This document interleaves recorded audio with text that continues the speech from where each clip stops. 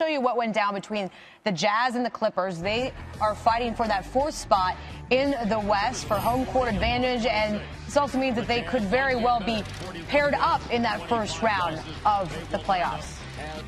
Yeah, it probably will be the matchup, and it's going to be a hard one. I mean, two physical teams, two big teams, two fiery teams, so, it'll be a lot of fun. Chris Paul was certainly fiery last night, showing the playoff intensity. Final 30 seconds. Joe Johnson, he's going to knock down the important three-pointer, but we want you to take a look at what was going down between Paul and Rudy Gobert there in the lane. We're going to show it to you again because you probably missed it. Paul goes high on Gobert, blocking out, adds an extra little shove as well. Words being exchanged. Gobert has to be held back. There is the replay.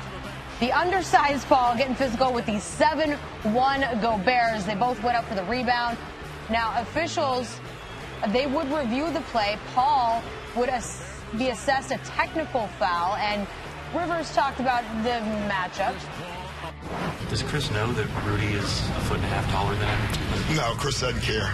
Listen, Chris is one of the toughest guys in the league, so I didn't get up. I wasn't that concerned about that one.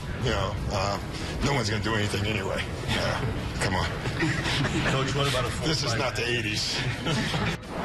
It is not. And the Jazz win 114 to 108. But what about that matchup? Let's take a look at the tail of the tape. And just looking at the numbers, and you really don't even have to look at the numbers, but to know that Chris Paul is probably a little bit, I would say, undersized, maybe unevenly matched in this fight. 6 feet, he's given up a foot. There are a lot of pounds, a lot of lbs, and also the older of the two fighters in this. We don't even know it. Old man strength, though. Yeah, he's scrappy. Dad strength.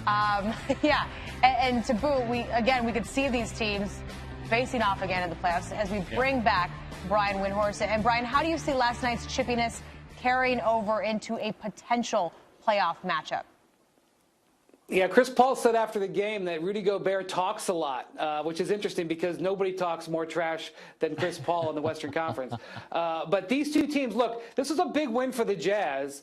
They had lost 9 consecutive home games to the Clippers and 16 of 17 overall. So this was a one-sided matchup that the Jazz really needed to win. That's why the Clippers aren't phased. But really watch this Gobert-Chris Paul thing because we're watching the shove, but the reality is that Gobert sets between 15 to 20 picks on Chris Paul in an average game. He's a strong screen setter, and that's where this foundation was set, with Gobert setting tough screens. So imagine this over a 6 or 7 game series, which these two teams look locked into. This could get interesting. Brian, you can testify to the dad strength, right? That's a real thing. For sure. Why not? Obviously. All right, Brian Windhorst with us this morning.